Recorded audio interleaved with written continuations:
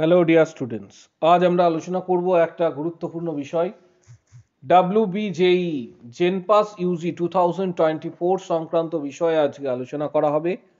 ভিডিওটা খুবই গুরুত্বপূর্ণ হতে চলেছে, তাই চ্যানেলটা প্রত্যেকে সাবস্ক্রাইব করো। জেনপাসের ইনফরমেশনের জন্য চ্যানেলটা সাবস্ক্রাইব করো, পাশে থাকা বেল আইকন প্রেস করো এবং বন্ধুদের উদ্দেশ্যে ভিডিওটা প্রচুর পরিমাণ শেয়ার করবে। এক্ষেত্রে তোমাদের প্রত্যেককে জানাবো যে জেনপাসে কবে ফর্ম ফিল আপ শুরু হচ্ছে, এটা নিয়ে অনেকেই মেসেজ করেছো। যেহেতু এএনএম জিএনএম 2024-এর ফর্ম ফিল আপ কিন্তু শুরু হচ্ছে, তাই জেনপাসের ফর্ম ফিল আপ কবে আসতে চলেছে এবং এএনএম জিএনএম এক্ষেত্রে তোমাদের একটা বিষয় বলে রাখবো যে এএনএম জিএনএম সংক্রান্ত বিষয় তোমাদের আরেকটা বিষয় যেটা জানাবো সেটা হচ্ছে এএনএম জিএনএম এর টাইম টেবিল অলরেডি দেওয়া হয়েছে এবং জেনপাসের এক্ষেত্রে তোমরা দেখতে পাবে যে অনলাইন অ্যাপ্লিকেশন উইথ পেমেন্ট জেনপাসের ক্ষেত্রেও কিন্তু এক্ষেত্রে ডেট ডিক্লেয়ার্ড করা হয়েছে ফর্ম ফিল আপের। এক্ষেত্রে 22/3/2024 থেকে 22/3/2024 থেকে 22/4/2024 পর্যন্ত অনলাইন ফর্ম ফিল আপ এক্ষেত্রে করা যাবে। পেমেন্ট করে অনলাইন ফর্ম ফিল আপ তোমরা করতে পারবে। অনলাইন কারেকশনস 24/4/2024 থেকে 26/4/2024 পর্যন্ত এবং তোমরা অ্যাডমিট কার্ড হাতে পাবে 20/6/2024 থেকে 20/6/2024 থেকে 30/6/2024 এর মধ্যে তোমরা এটা হাতে পাবে। তারপরে 30/6 তোমাদের এক্সামের ডেট দেওয়া হয়েছে, এটা টেন্টেটিভ এবং দুটো শিফটে হবে। এক্ষেত্রে পেপার 1 এবং পেপার 2 এটা তোমাদের ক্ষেত্রে 11টা থেকে 12:30 এবং দুপুর 2টো থেকে তোমার হচ্ছে 3:30 পর্যন্ত এক্ষেত্রে তোমাদের এক্সাম 30 তারিখ। জেনপাসে অলরেডি ইনফরমেশন বুলেটিনও পাবলিশড করা হয়েছে জেনপাসের অফিসিয়াল ওয়েবসাইটে। এখানে অনেক কিছু পরিবর্তন তোমরা লক্ষ্য করবে। জেনপাসে যে বুলেটিন দেওয়া হয়েছে ইনফরমেশন বুলেটিন, নিচের দিকে যখন স্ক্রল ডাউন করবে তখন এখানে প্রথমেই চলে আসবে এলিজিবিলিটি যে ক্রাইটেরিয়া রয়েছে, সেই এলিজিবিলিটি ক্রাইটেরিয়াতে প্রথমেই তোমরা দেখে নেবে যে এখানে কি কি চেঞ্জেস বা পরিবর্তন এসেছে। জেনপাসে যারা এক্ষেত্রে মূলত জেনপাস বিএসসি নার্সিং এবং প্যারামেডিক্যালের জন্য এখানে তোমাদের এক্সামের শিফট দেওয়া আছে এবং বিএইচএ অনলি বিএইচএ তাদের জন্য এটা, অর্থাৎ জেনপাস বিএসসি নার্সিং প্যারামেডিক্যাল এটি এবং তার পাশাপাশি বিএইচএ এটা।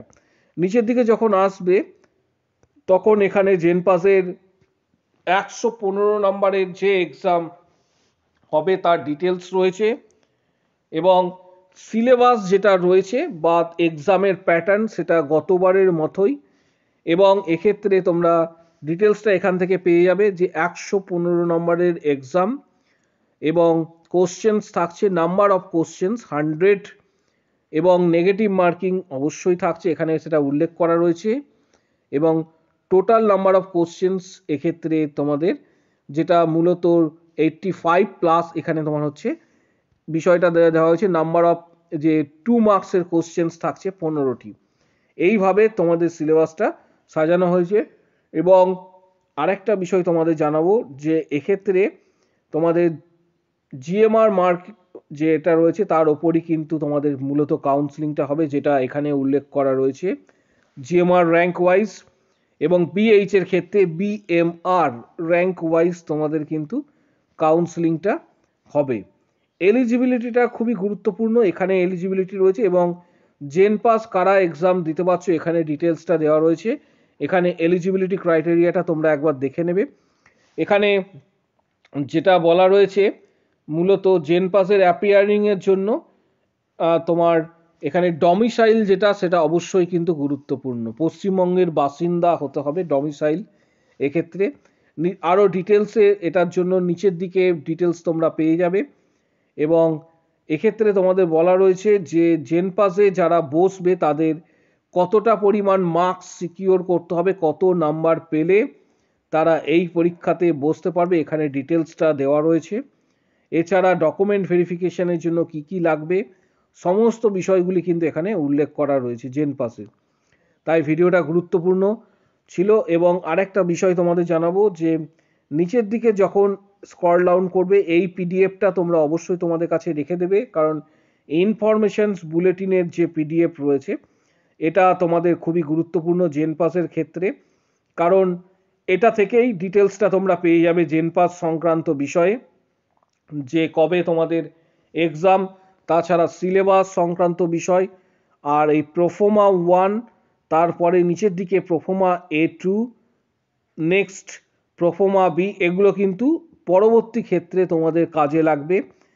এই নোটিশটা তোমরা চাইলে নিজেরা সেভ করে নিজেদের কাছে রাখতে পারো। জেনপাসের ক্ষেত্রে এটা কিন্তু গুরুত্বপূর্ণ। আমি অলরেডি তোমাদের অনেকগুলি ভিডিওতে দিয়েছিলাম যেখানে পুঙ্খানুপুঙ্খভাবে আলোচনা করা হয়েছিল জেনপাসে কতটা মার্কস থাকলে তুমি এবছর সুযোগ পাবে, জেনপাসে কতটা র্যাঙ্ক থাকলে তোমার চান্সেস থাকছে, এগুলো ডিটেলসে কিন্তু দেওয়া রয়েছে। বিগত যে ভিডিওগুলি ছিল সেখানে কিন্তু তোমরা পেয়ে যাবে। জেনপাস সংক্রান্ত যাবতীয় আপডেটের জন্য এবং পরবর্তী ক্ষেত্রে ইনফরমেশনের জন্য, আগামী দিনে ইনফরমেশনের জন্য চ্যানেলটা অবশ্যই তোমরা সাবস্ক্রাইব করে রেখো, পাশে থাকা বেল নোটিফিকেশনস অন করবে এবং বন্ধুদের উদ্দেশ্যে ভিডিওটা প্রচুর শেয়ার করবে। জেনপাস সংক্রান্ত ফর্ম ফিল আপ যখন শুরু হবে তখন তোমরা জেনপাসের ফর্ম ফিল আপটা সময় থাকতে থাকতে করে নেবে। এবং আরেকটা বিষয় তোমাদের বলে রাখি যে অনলাইন যখন ফর্ম ফিল আপ করবে কিছু কিছু বিষয় রয়েছে যেগুলি খুবই গুরুত্বপূর্ণ, যেগুলি ফিল আপ করার সময় চেষ্টা করবে কোনো এক্ষেত্রে ভুল যেন না হয়, যদিও পরবর্তী ক্ষেত্রে কারেকশন করার একটা সুযোগ তোমরা কিন্তু পেয়ে যাচ্ছ, কিন্তু চেষ্টা করবে প্রত্যেকে যে এক্ষেত্রে অ্যাকিউরেট ফর্ম ফিল আপ করতে, কোনো ধরনের ভুল যেন না হয় এটাই চেষ্টা করো, কারণ পরের দিকে এটা কিন্তু কারেকশন করা যাবে। আর তোমাদের নিজস্ব ইমেল আইডি এবং মোবাইল নাম্বার সেটা কিন্তু ভ্যালিড থাকতে হবে, যেটা দিয়ে তোমরা ফর্ম ফিল আপ করবে পরের দিকে যখন শুরু হবে। এবং জেনপাসের ফর্ম ফিল আপের এক্ষেত্রে কত তোমার হচ্ছে ফিস এখানে সেটা উল্লেখ করা রয়েছে ডিটেলসে। For paper 1 or only paper 2 application fees এখানে লেখা রয়েছে, সেটা হচ্ছে 500 টাকা, 400 টাকা কিন্তু SC ST OBCদের, আর ইউআর ক্যান্ডিডেট 500। কিন্তু পেপার 1 এবং পেপার 2 যারা দুটোই দিচ্ছ তাদের ক্ষেত্রে এক্ষেত্রে উল্লেখ করা রয়েছে 800 টাকা, এটা ইউআরদের জন্য, এবং 650 টাকা যেটা মূলত হচ্ছে SC ST OBC বা EWS ক্যান্ডিডেটদের জন্য। তাই প্রত্যেকে সাবধানে ফর্ম ফিল আপ করবে, সতর্ক থেকে ফর্মটা ফিল আপ করবে যবে থেকে তোমাদের ফর্ম ফিল আপ শুরু হবে। ভিডিওটা প্রচুর শেয়ার করো এবং প্রত্যেকে একটা করে লাইক দেবে। আমি তোমাদের জানিয়েছিলাম যে জেনপাসের এর আগের ভিডিওগুলিতে যে জেনপাসের ফর্ম ফিল আপ খুব শীঘ্রই শুরু হতে চলেছে, এর আগেই তোমাদের আমি জানিয়েছিলাম এবং সেটা কিন্তু পুরোটাই মিলে গেল। তোমাদের ফর্ম ফিল আপ শুরু হচ্ছে খুবই শীঘ্রই, তাই ভিডিওটা প্রচুর শেয়ার করো।